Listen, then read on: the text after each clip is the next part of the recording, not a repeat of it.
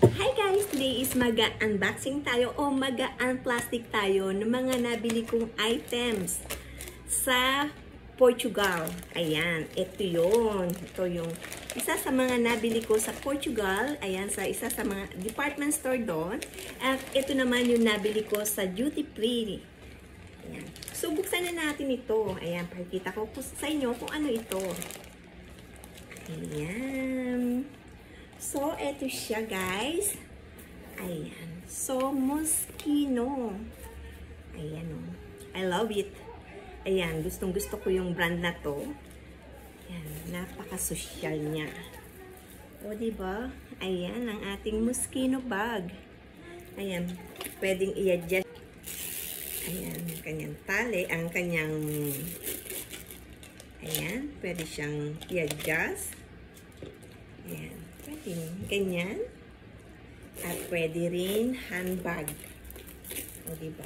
Napaka-social niya. Ayan.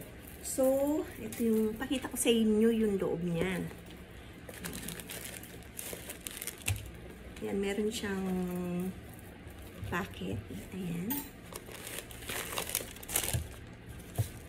Ayan. So, may mga lagayan din ng card. So, nagustuhan ko to dahil pwede mo siyang i-partner kahit saan. Ito yung ating Moschino bag. Ang ganda, di ba? Ayan. At ito naman yung ating mga cream dahil sa mahilig akong mag-cream sa aking katawan.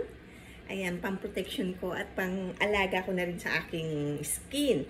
So, ayan, bumili ako nito. Ayan, so, nabili ko sa... Ito naman is nabili ko sa airport, sa duty free. Ayan, so, ayan. Kasi, di ba, cream? Kapag cream is, nilagyan nila ng sealed. Kasi, merong ibang airplane na hindi tinatanggap at pinapatapon. So, ito. Pag ganyan na, meron na siyang sealyado. Nakasealed siya. Ayan.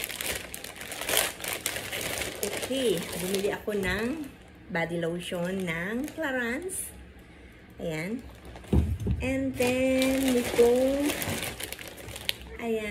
nitong Elizabeth Arden. So, ito yung ating mga cream. Ayan, diba? So, gusto kong, ito yung mga pang-alaga ko sa aking skin para smooth siya at hindi kagad nanuniyo, o, diba? Ayan. So, ito yung mga napamili ko nang pumunta ako sa Portugal. Ang ating Moschino bag. And then, ang ating mga cream. Okay.